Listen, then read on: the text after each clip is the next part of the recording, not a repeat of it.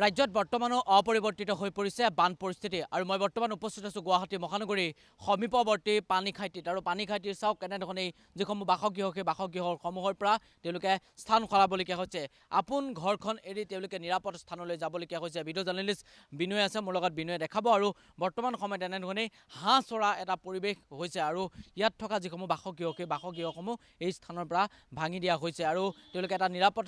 দূৰত্বৰ স্থান লৈছে আৰু সেই দৃশ্যাংক মই দেখাবলৈ চেষ্টা কৰিম এয়া হৈছে মহানগৰীৰ সমীপৱৰ্তীৰ পানীখাইটিৰ দৃশ্য পানীখাইটিত এনেধৰণেই তেওঁলোকে জীৱন অতিবাহিত কৰিবলগীয়া হৈছে বিগত দুটা দিন ধৰি তেওঁলোকে নিজৰ সপোনৰ ঘৰখন এৰি তেওঁলোকে নিৰাপদ স্থানলৈ যাবলগীয়া হৈছে মই তেওঁলোকৰ লগত কথা পাতিবলৈ চেষ্টা কৰিম আমি পোনপটীয়াভাৱে দৃশ্যাংক দেখাবলৈ চেষ্টা কৰিম সমান্তৰালকৈ আমাৰ যাত্ৰা আজি পবিতৰালৈ পবিতৰাত আজিৰ দিনটোত কেনেধৰণে যে জীৱ জন্তুসমূহ আছে বা কেনেধৰণৰ বান পৰিস্থিতি সেই দৃশ্যাংক আমি NKTV দৰ্শকসকলক দেখাম কেতিয়াৰ পৰা ঘৰৰ ভিতৰত পানী সোমাইছে কালি পুৱাই সোমাইছে কিমান পানী তাৰ ভিতৰত একাটো ঘৰৰ ভিতৰত আপোনালোকে এইখন কি কয় পানীখাইটি পানী খেতি কিমান আছে আপোনাৰ পৰিয়ালত 10জন আছে আৰু সিহঁতৰ 3জন আছে কিমানটা পৰিয়াল আছে ইয়াত বহুত আছে কিমান কম আৰু চবতে পানী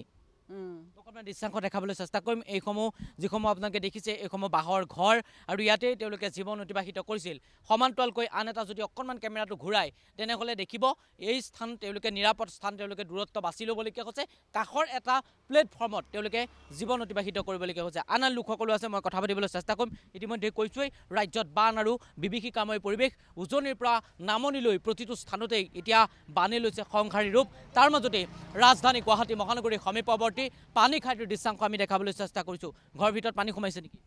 সোমাইছে কিমান পানী বিটাৰ ভিতৰত প্ৰায় হ'ব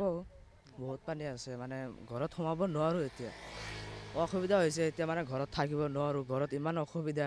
আমি ৰাস্তাত বা ওখ ঠাইত বাস ল'বলৈ মানে পৰিস্থিতি এনেকুৱা হৈ গৈছে বেয়া মানে খাবলৈ মানে অসুবিধা হৈ আছে খোৱা পানীৰ অসুবিধা কেনেকৈ থাকিম আৰু ৰাতিত মানে ঘৰত থাকিবই নোৱাৰোঁ আৰু পঢ়ি আছা পঢ়ি আছা তুমি পঢ়ি আছোঁ ক্লাছ 10 কিতাপ চিতাপ চব উঠি গৈছে কিতাপ চিতাপ মানে কি কৰিম আৰু পঢ়া অৱস্থা মানে একেবাৰে বেয়া হৈ আছে পঢ়িব নোৱাৰোঁ কি কৰিম ক'ত অধ্যয়ন কৰি পঢ়ি আছা এই পানীখাইটি অঞ্চলত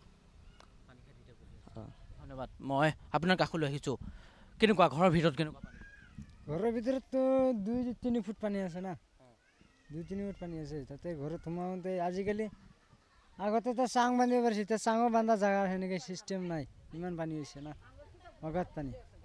ধন্যবাদ জনাইছোঁ মই আন এটা দৃশ্যাংশ দেখাবলৈ চেষ্টা কৰিম ভিডিঅ' জাৰ্নেলিষ্ট বিনয় আছে মোৰ লগত মই প্ৰথমটো বাসগৃহ দেখালোঁ সমান্তৰালকৈ দ্বিতীয়টো যি বাসগৃহ সেই দ্বিতীয়টো বাসগৃহ মই অকণমান দেখাম আৰু যদি 2-এটা দিন যদি ব্ৰহ্মপুত্ৰৰ জলপৃষ্ঠ বৃদ্ধি পায় তেনেহ'লে আৰু এই যি বাসগৃহসমূহ সেই বাসগৃহসমূহ ভাগি যাব আন এটা বাসগৃহত মই আছোঁ অকণমান দৃশ্যাংশ দেখাবলৈ চেষ্টা কৰিম আন এটা বাসগৃহত চাওক এনেধৰণে তেওঁলোকে চৌকা এই স্থানত তেওঁলোকে নিৰাপদ স্থানত পাতিবলগীয়া হৈছে এইখন এখন ঘৰ